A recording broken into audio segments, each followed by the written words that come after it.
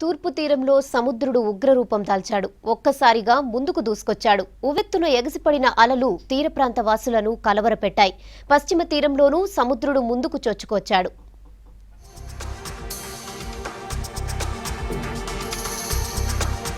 సముద్రం అల్లకల్లోలంగా మారింది. బంగాళాఖాతం, అరేబియా సముద్ర తీరాల్లో పెద్ద ఎత్తున అలలు ఎగసిపడ్డాయి. విశాఖపట్నం భీమిలి దగ్గర సముద్రం భీకరంగా మారింది. 30 అడుగులు ముందుకు చొచ్చుకు వచ్చింది. దీంతో జనం భయాందోళన చెందారు.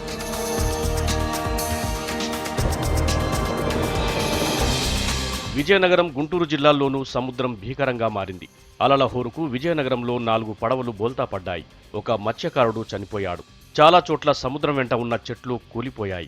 అప్పుడప్పుడు సముద్రం ముందుకు రావడం మామూలే.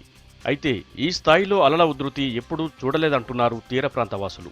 ఉగ్రరూపం దాల్చిన సముద్రం ఎక్కడ ఉలను ముంచెత్తుతుందోనని బిక్కుబిక్కుమంటూ గడిపారు.